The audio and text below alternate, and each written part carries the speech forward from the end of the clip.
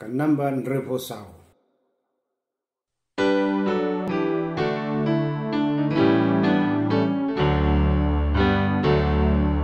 Jimong ukres ni ai kuble tidak jeng edim la champagne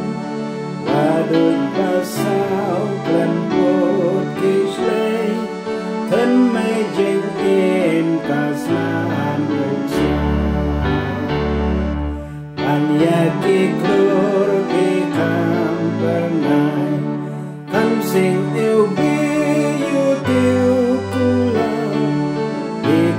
Koridor ke mau lenai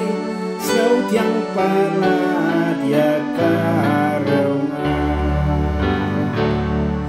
Nong leit lenti hari ngisem Kerdap saja karibaskan Babadus mon kerhu